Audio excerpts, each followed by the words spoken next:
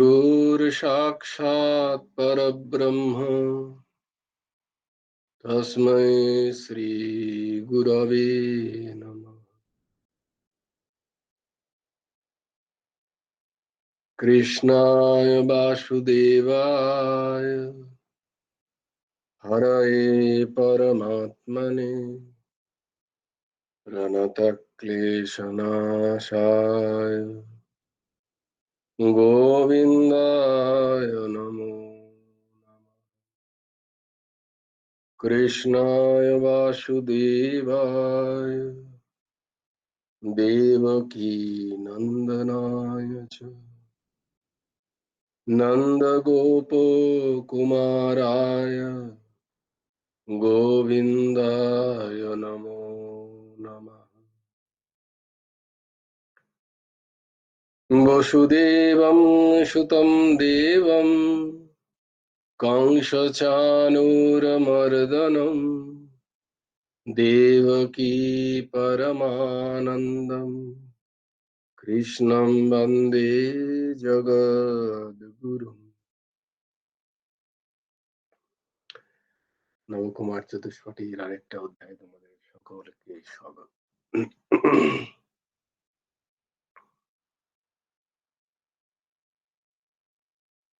আমরা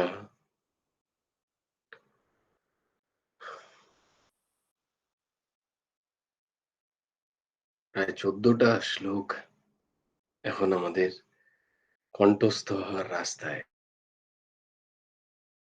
তাই না? তো তোমরা নিশ্চয়ই প্রত্যেকদিন ওই শ্লোকগুলোকে পড়ছো, তার মানে নিশ্চয়ই তোমরা অনুধাবন করছো।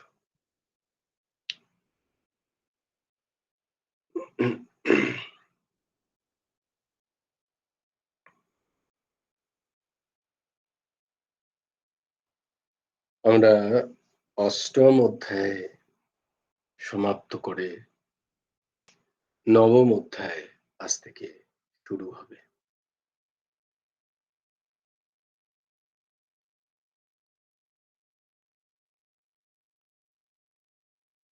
যে দুটো শ্লোক নতুন, সেই দুটো শ্লোকই খালি আজকে বলি।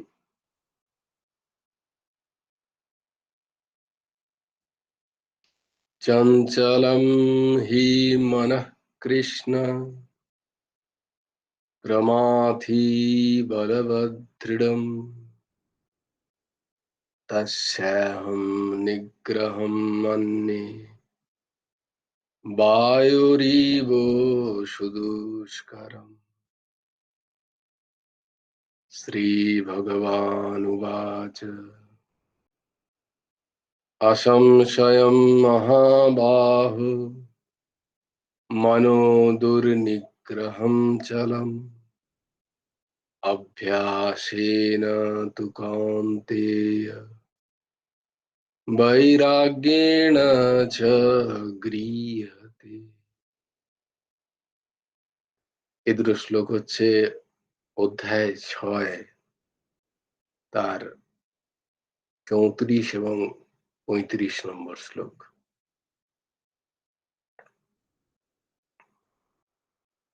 আজকে আমরা নবম অধ্যায়ে প্রবেশ করি।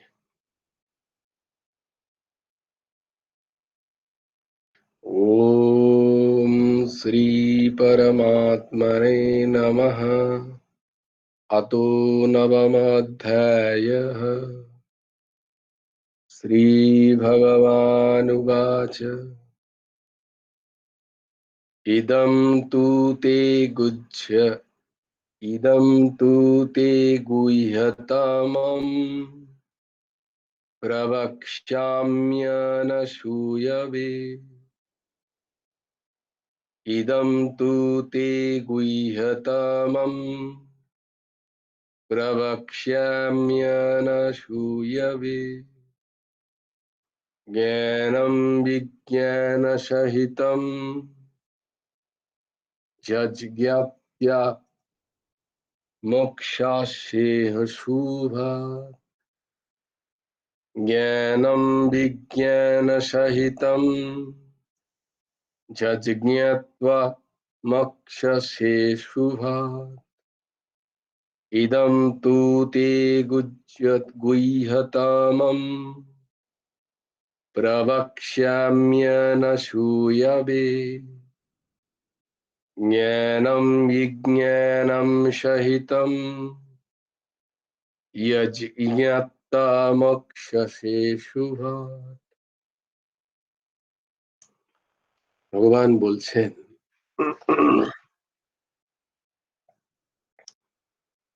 ইদম, এই, গুহ্যতমম, অতি গুচ্ছ, বিজ্ঞান সহিতম, বিজ্ঞান সহ, জ্ঞানম, জ্ঞান, অনসূয়বে, দোষ দৃষ্টি বর্জিত, তে, তোমাকে, তু পুনরায়, প্রবক্ষ্যামি, ভালোভাবে জানাচ্ছি, যৎ, যা, জ্ঞাত্বা, জ্ঞাত হলে, অশুভাৎ, অশুভ হতে, মোক্ষসে, মুক্তি লাভ করে, মুক্তি লাভ করবে।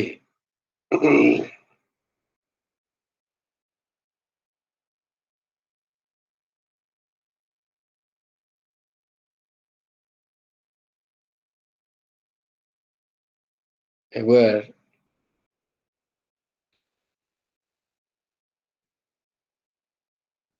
একজন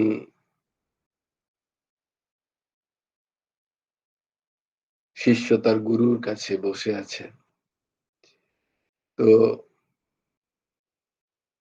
কথোপকথন হচ্ছে গুরু এবং শিষ্যের মধ্যে। তো বাইরে থেকে হঠাৎ আওয়াজ আসছে, কেউ একটি শ্মশানে হয়তো কাউকে দাহ করতে নিয়ে যাচ্ছে, এরকম আওয়াজ আসছে। বোঝা যাচ্ছে যে শবযাত্রা। তো গুরুদেব বললেন, যা গিয়ে দেখে আয় যে যে যাচ্ছে সে স্বর্গে যাচ্ছে না নরক যাচ্ছে। যা, আমি গিয়ে কি করে বুঝবো? সে, তাকে দেখে বলে, যা না, দেখে আয় গিয়ে। তো শিষ্য গেল, গিয়ে ফিরে এলো, বলে, কি রে, কি বুঝলি? বলে, আমার তো কোনো দৃষ্টি নেই, আমি কি করে বুঝবো কে, কে একজন মারা গেছে, সে স্বর্গে যাচ্ছে না নরক যাচ্ছে না কোথায় যাচ্ছে, আমি কি করে বুঝবো? বলে, বুঝতে পারলি না তো? ঠিক আছে, বস। খানিকক্ষণ পরে আবার কিছুক্ষণ পরে আবার এক শবযাত্রা যাচ্ছে। বলে, এবার যা, গিয়ে দেখে আয়, স্বর্গে যাচ্ছে না নরকে যাচ্ছে। ওই যে মহা সমস্যা, আবার গেছে, এ বেশ খানিকক্ষণ পরে এসছে। বলে, কি রে, এত দেরি হলো? বলে, বাবা, সে তো বিশাল শবযাত্রা, প্রচুর মানুষ, তাই সময় লাগলো একটুখানি। বলে, তাহলে বুঝতে পারলি না এখনো? বলে, কি বুঝবো? বলে, যাবার সময় দেখবি খুব কম সংখ্যক মানুষ, তার গতি খুব ভালো নয়, আর যার এখানে প্রয়োজন ছিল তার ওখানেও প্রয়োজন আছে। যার এখানে প্রয়োজন ছিল, তার মানে প্রচুর মানুষ সেই মানুষটাকে হারিয়েছে, তার যন্ত্রণায় কষ্টে তারা সবাই এসছে সেখানে তার শেষ বিদায় জানাতে। তার মানে সেই মানুষটার এখানে প্রয়োজন ছিল, তার ওখানেও প্রয়োজন আছে। না, বলার কথা হলো যে এই যে মুক্তি লাভ করবে, এই যে মুক্তি লাভের কথা বলা হচ্ছে,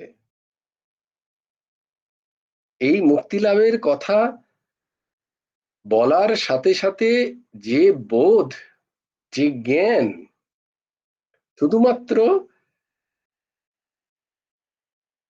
কিতাবী জ্ঞান নয়, শুধুমাত্র শাব্দিক জ্ঞান নয়, বোধ বিবেকের জাগরণ দ্বারা যে জ্ঞাত বস্তু যা অনুভবে আসে সেটাকে বলা হয় বিজ্ঞান, বিশেষ জ্ঞান। একটা জ্ঞান আর একটা বিশেষ জ্ঞান। তো জ্ঞান হচ্ছে জ্ঞান যেগুলো বইয়ে লেখা আছে, শাস্ত্রে লেখা আছে। আর সেই জ্ঞানকে যখন অনুভূত হয়, সেই জ্ঞান, সেই যে জ্ঞান যখন অনুভবে আসে, সেই জ্ঞান যখন বিবেক রূপী চিত্তে ধরা দিয়ে আমাদের নিত্য আচরণে সেই জ্ঞান যখন প্রতিফলিত হয়, সেটা হলো বিজ্ঞান। তাই এই নবম অধ্যায়ের নাম হচ্ছে রাজবিদ্যা এবং রাজগুহ্যযোগ। এখানে ভগবান এমন একটা বিদ্যার কথা বলছেন, সেটা বিদ্যার সেরা। যত বিদ্যা আছে তার থেকে সবচেয়ে উঁচু বিদ্যা, সবচেয়ে মহান বিদ্যাদের মধ্যে সবচেয়ে মহান রাজা। এবং শুধু বিদ্যাদের মধ্যে রাজা নয়, এই বিদ্যাকে লুকিয়ে রাখা, এই বিদ্যাকে গ্রহণ করে এটাকে নিজের হৃদয়ে মণিকোঠায় লুকিয়ে রাখা গুচ্ছ, এতই এর দাম, এতই এটা দামি, যেটা সর্বত্র প্রকাশযোগ্য নয়। সর্বত্র প্রকাশ করলে এটার দাম দিতে পারবে না লোকে।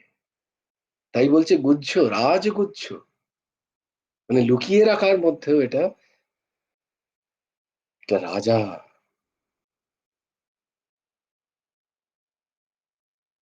আর এই অতি গুচ্ছ তত্ত্ব সকলের কাছে বলাও যায় না, তাই জন্যে গুচ্ছ। শ্রী ভগবান বললেন এই অতি গুচ্ছ বিজ্ঞান সহ যে জ্ঞান, বিশেষ জ্ঞান সহ, অনুভূতি সহ, অনুভব সহ যে জ্ঞান, সেটা তোমাকে দিচ্ছি। কে তুমি? আর একটা বিশেষণ লাগালেন, কে তুমি? তোমাকে কেন বলছি অর্জুন? না, তুমি দোষ দৃষ্টি বর্জিত, তুমি দোষ দৃষ্টি বর্জিত, তুমি অনুসোয়া, তুমি অসহাহীন, তুমি কারোর দোষ দেখো না। তাই তুমি এই বিদ্যা গ্রহণের অধিকারী। তাই আমি তোমাকে বলছি। এবং এইটা বললে যেটা তোমার অনুভব হবে, যে বিদ্যা, যেটা জ্ঞাত হলে, যেটা জানলে, তুমি অশুভ থেকে, অশুভ মানে অসৎ থেকে, অসৎ মানে এই সংসার, এই জন্ম মৃত্যু রূপ যে সংসার আমরা দেখছি, জন্ম মরণ রূপ যে সংসার আমাদের সামনে সত্যি বলে প্রতীয়মান হচ্ছে, এই জন্ম মরণ রূপ সংসার থেকে তুমি মুক্ত হবে।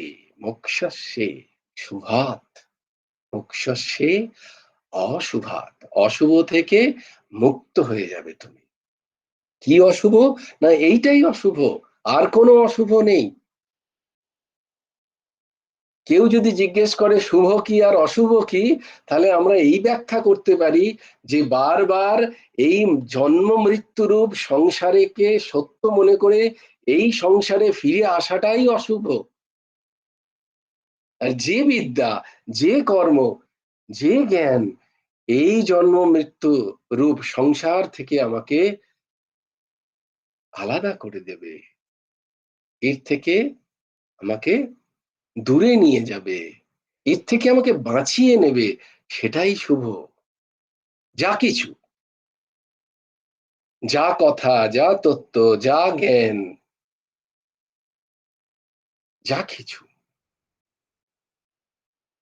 আমাকে ওই আত্মবোধের দিকে নিয়ে যাবে, যা সৎ। কিন্তু সেই বোধ তখনই আমার হবে যখন আমার মধ্যে কোনো অপরের দোষ দৃষ্টি থাকবে না।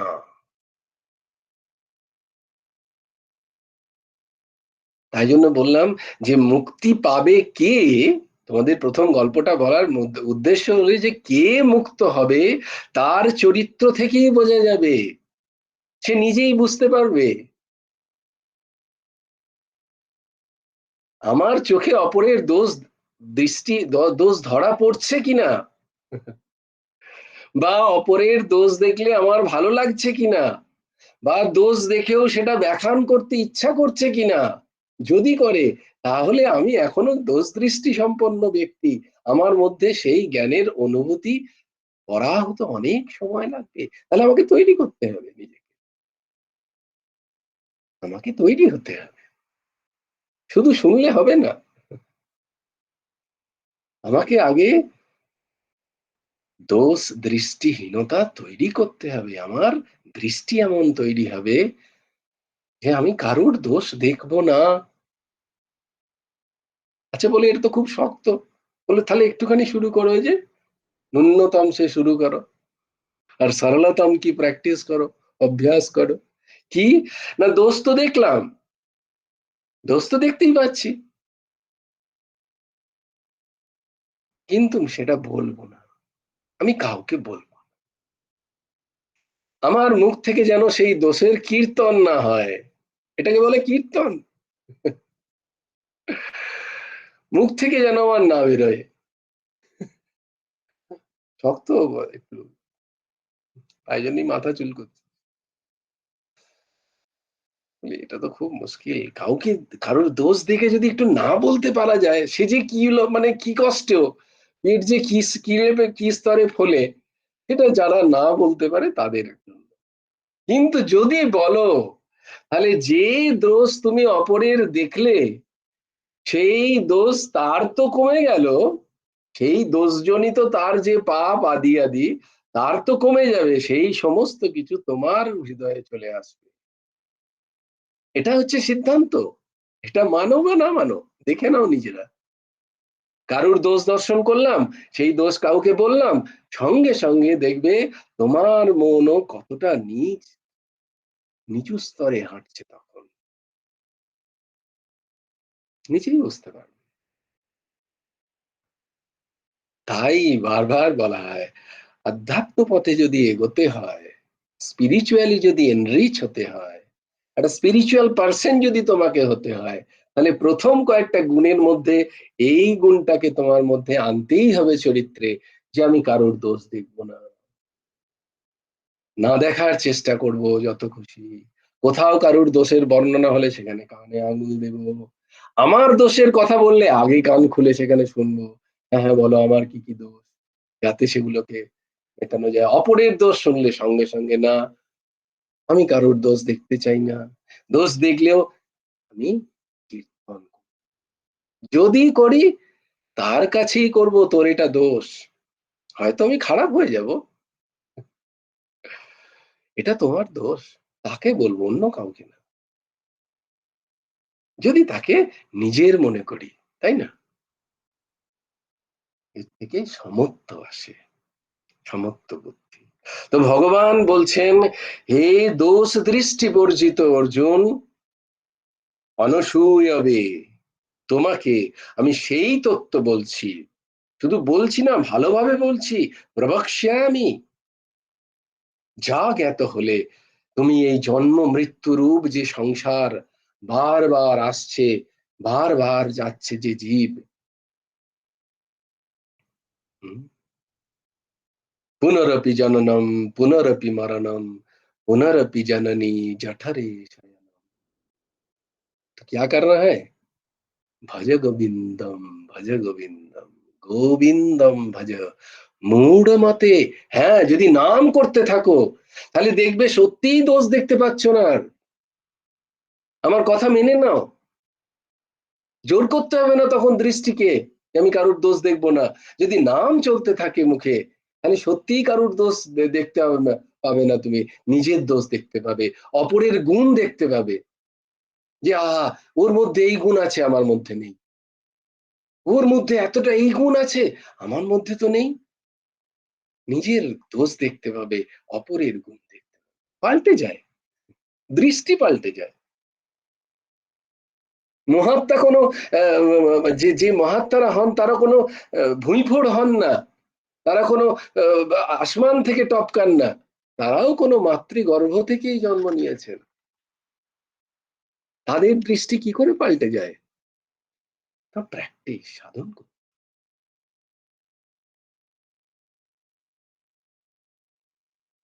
ভগবান এই সমস্ত জগতের মহা কারণ,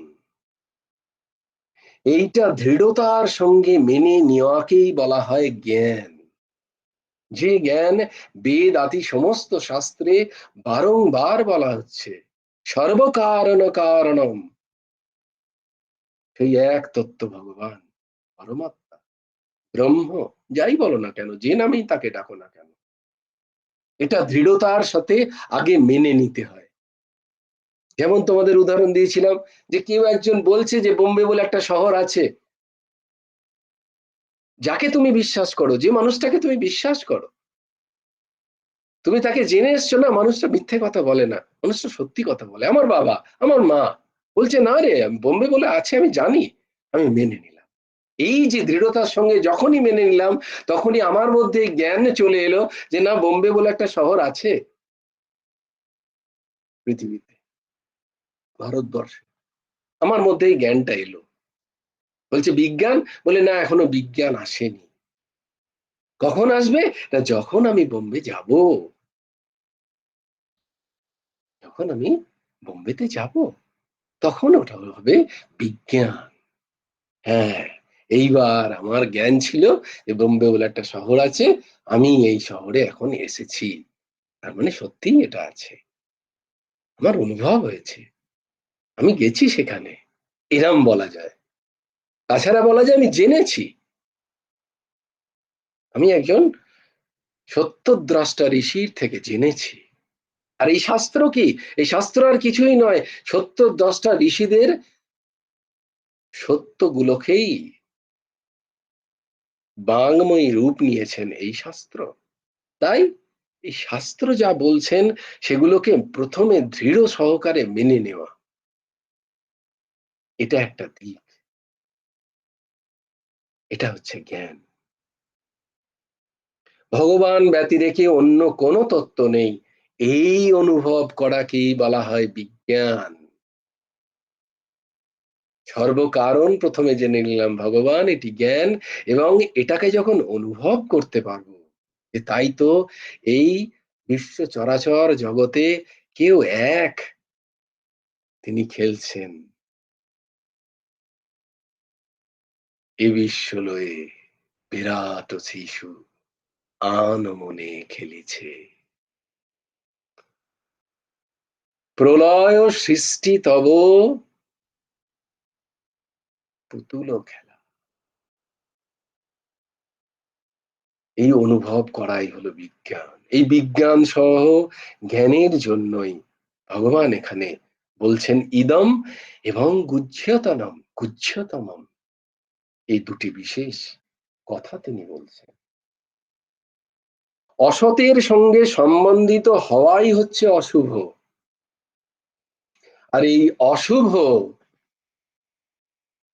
এই অশুভ, এটা কিন্তু সমস্ত দেহধারী জীবের, জীব যে দেহ নিয়ে জন্মগ্রহণ করে এই বিশ্ব চরাচরে ঘুরে বেড়াচ্ছে, সে সেই জীব দেহর সাথে তদাত্ম হয়ে যায়।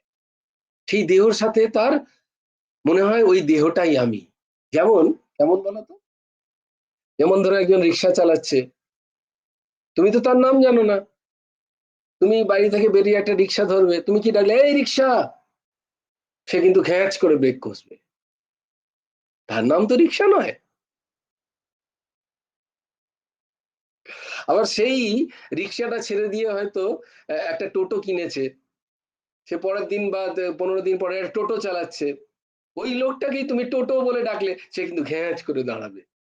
কই, সে তো রিক্সা বললে তখন কিন্তু সে দাঁড়াবে না, এই রিক্সা বলে সে চলে যাবে, রিক্সা খুঁজছে। কিন্তু তোকে টোটো বলে দেখো, টোটো বলে দাঁড়িয়ে যাবে। এটা তদাত্মাতার উদাহরণ। আমরা যে যেরকম শরীরে থাকি, আমরা মনে করি যে আমরা ওই শরীর। আবার তার সাথে নাম যুক্ত হয়ে যায়, প্রথমে পুরুষ শরীর, তারপরে নাম যুক্ত হয়ে যায়, এই নাম। দেখো কিরকম অসৎ, অসৎ বস্তু। এই যুগে যে বিদ্যা উপদিষ্ট হয়েছে তা হচ্ছে বিদ্যার মধ্যে রাজা। এই যে বিদ্যা, এই যে বোধ, এই যে অনুভব, এই যে সৎ এবং অসতের যে বিদ্যা,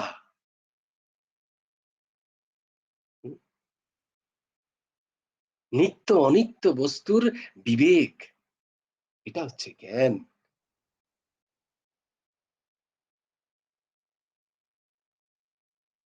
ভগবত তত্ত্ব জ্ঞান জন্মালে সাক্ষাৎ মোক্ষ লাভ হয়।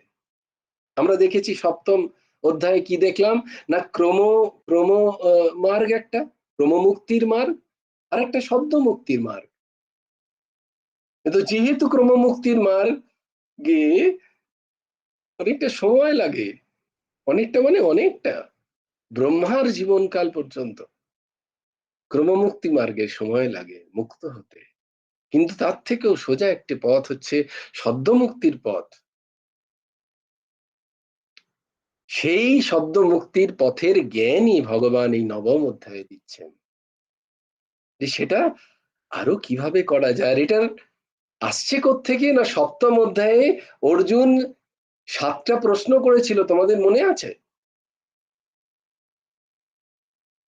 না সে তো ভুলে গেছি স্যার, ও তো প্রায় 1-1.5 মাস আগে, ও অনেকগুলো এপিসোড তার মধ্যে চলে গেছে। না অত সময়, 7টা প্রশ্ন করেছিল, তার মধ্যে শেষ প্রশ্নটা অর্জুনের ছিল যে ভগবান এটা বলুন, হে কৃষ্ণ, হে মাধব, তুমি বলো যে জীব তার শরীর ছাড়ার সময় সে তোমাকে কিভাবে জানতে পারে? মনে আছে? সপ্তম প্রশ্ন ছিল, তোমাকে জানবে কি করেছে?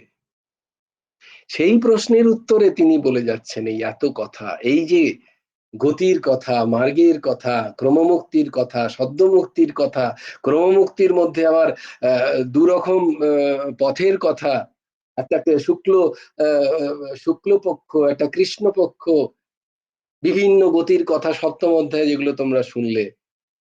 শুক্লপক্ষেতে বা উত্তরায়ণে গেলে তার ব্রহ্মলোক পর্যন্ত মুক্তির স্বাদ পায়, আবার যদি সে কৃষ্ণপক্ষে যায়, দক্ষিণায়নে যায়, তাহলে তাকে আবার ফিরে আসতে হয় সেই যোগীকে। আদি আদি আমরা এগুলো দেখেছি অষ্টম অধ্যায়ে। অষ্টম অধ্যায়ে ব্রহ্মের স্বরূপ নির্দেশ করে ধ্যাননিষ্ঠের গতির কথা সেখানে ভগবান বলেছেন। আর এখানে এই নবম অধ্যায়ে তিনি কি বলতে চাইছেন, না ব্রহ্ম যাকে জানলে, যাকে অনুভব করলে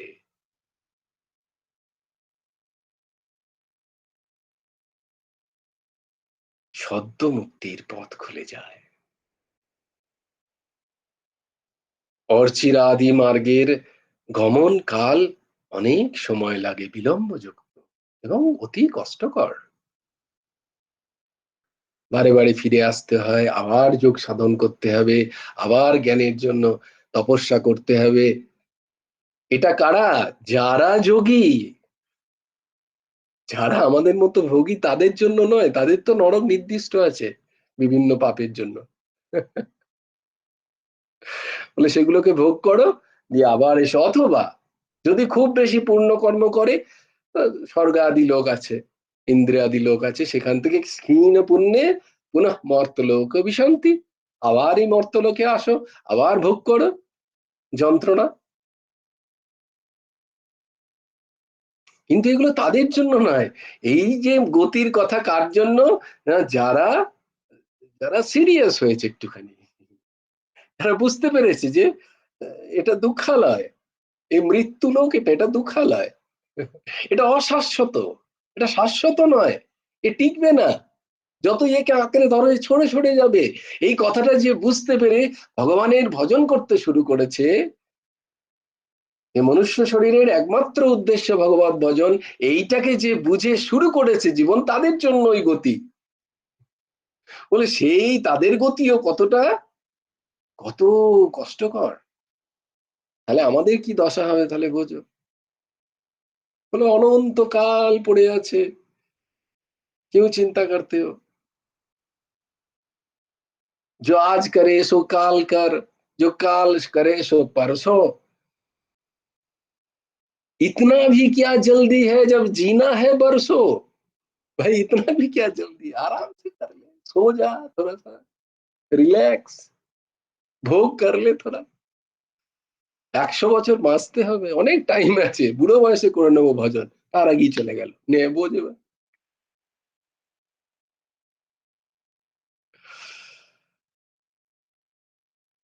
তো যারা যারা এই সদ্য মুক্তির পথের জন্য লালায়িত হতে চান, তাদের জন্য ভগবত ভক্তি ও তদ্ভক্তের, সেই ভগবানের ভক্তের বিশেষ বোধ থাকা দরকার। যেখানে ব্রহ্মানুভব আছে তা অতিশয় গোপনীয়। ব্রহ্মানুভব এত সহজে হয় না, দেহ ভাব থাকতে ব্রহ্মা অনুভব হয় না। আর যেও ভাব থাকতে অপরের দোষ দর্শন থেকেও নিজের ইন্দ্রিয়কে আটকানো যায় না। তাই যার যত দেহভাব কমতে থাকে, তার তত অপর দেহতে দোষ দৃষ্টিও কমতে থাকে। এটাই হয় ধর্মের যে জ্ঞান, ধর্ম অধর্মের যে জ্ঞান, তা অতি গুহ্য। তাও বলে সে কোথায়, ধর্মজ্ঞান কোথায়? না, ধর্মজ্ঞান এখন গুহাতে নিহিত। এখন ধর্মজ্ঞানও পাওয়া যায় না সব জায়গায়, এখন সব চালকলার বিদ্যা। আমি তোমায় শেখাচ্ছি, তুমি কিছু দাও, তুমি দিলে আমি তোমায় শেখাবো, না হলে নয়। তো সেখানে ধর্মবিজ্ঞান কে শেখাতে পারে? তাই বলছে ধর্ম কোথায়? না, গুহায়, গুহায় লুকিয়ে গেছে ধর্মজ্ঞান। খুব খুঁজে পেতে এই সময় যে ঠিক ঠিক ধর্মের কথা বলবে, ধর্ম কি সেটা জানাবে, সেরকম মানুষ অতি দুর্লভ, সেরকম ব্যক্তি অতি অতি দুর্লভ, যে ধর্ম কি সঠিক জিনিসটা তোমাকে বলবে। বলে সেটাই অত্যন্ত গুহ্য, অত্যন্ত গোপনীয়। তার থেকেও গোপনীয় হচ্ছে এই যেটা বলছিলাম, দেহ আদি যা পরিবর্তনশীল, এই সমস্ত পরিবর্তনশীল বিষয় থেকে এক অপরিবর্তনীয় বস্তু আছে, যার জ্ঞান, এটা আত্মজ্ঞান, আত্মার জ্ঞান, আধি আত্মা, আধ্যাত্ম জ্ঞান, তা গুহ্যতর, তা গুচ্ছতর, আরো গুচ্ছ মানে আরো গোপনীয়। এবং তার থেকেও গোপনীয় যে এই আত্মা হচ্ছে ব্যষ্টিগত, আর একটা সমষ্টিগত আছে, সমষ্টি আত্মা, পরমাত্মা, তার জ্ঞান, ঈশ্বর, ঈশ্বর পরম কৃষ্ণ, সর্বকারণ কারণ, পরমাত্ম জ্ঞান অতিশয় রহস্য বিশিষ্ট বলে গুচ্ছতম। কারণ যার একবার এই পরমাত্মা জ্ঞান হয়ে গেছে, তার এই শরীরেই এই ইন্দ্রিয় দ্বারা এই জন্মেই সদ্য মুক্তি নিশ্চিত, সংসার বন্ধন থেকে সদা মুক্ত সে। সে জীবদ্দশাতেই মুক্ত হয়ে যায়, যার পরমাত্মা জ্ঞান হয়ে গেছে। তো প্রথমে ধর্মীয় জ্ঞান, তারপরে আধ্যাত্ম জ্ঞান, আত্মজ্ঞান, তারপরে সমষ্টি আত্মা পরমাত্মার জ্ঞান। এই জ্ঞান যদি আমরা অনুভব করতে পারি, তাহলে এই জীবনে জীবন মুক্তির স্বাদ পাওয়া যাবে। ভগবান বলছেন, সেই জ্ঞানই আমি এই অধ্যায়ে তোমাকে বলবো। তার জন্য কি করতে হবে? না, চেষ্টা করো তোমরা দোষ যাতে কম দেখা যায়। তো কি করতে হবে? একটা জিনিস করতে পারো, কাল থেকে যতটা পারবে মানুষের মুখ না দেখে পায়ের দিকে লক্ষ্য করো। আমি মজা করছি না, এটা সাধকদের বলা হয়। সাধকদের বলা হয় সবসময় অপরের পায়ের দিকে, অপরের চরণের দিকে নিজের চোখটা রাখো। কারণ সে যদি কিছু করে, ও তুমি তো দেখতে পাচ্ছ না, তার দোষ তো তুমি দেখতেই পাচ্ছ না। যতটা পারা যায় অপরের দোষ কম দেখো, তবে এই অধ্যায়টা আমরা বুঝতে পারবো। মানে দেখো, মানে আমিও তার সাথে আছি। আমরা নিজেদের দোষ দেখব, অপরের গুণ দেখব, আর অপরের যদি দোষ দেখিও বলবো না কাউকে। ঠিক এই এই সংকল্প আমরা নিতে পারি। এই অধ্যায়টার থেকে দেখো ভগবান কি সুন্দর করে দিচ্ছেন আমাদের জন্য, যে আমরা চেষ্টা করব যে অশুভ প্রবৃত্তি আমাদের মধ্যে যেন না আসে, অনশুয়া হতে পারি আমরা, আমরা যেন অনশুয়া হতে পারি। जय जय श्री राधे, जय जय श्री सीताराम, हर हर महादेव। भज गुरु हेमंत देव राधे श्याम, जप हरे कृष्ण हरे राम, जय जय श्री राधे, जय जय श्री राधे, जय जय श्री राधे। हरि बोलो, हरि बोलो, हरि हरि बोलो। जय गुरुदेव, जय गुरुदेव, जय गुरुदेव। जय जय परमहंस ठाकुर श्री श्री हेमंत देव जिउर जय।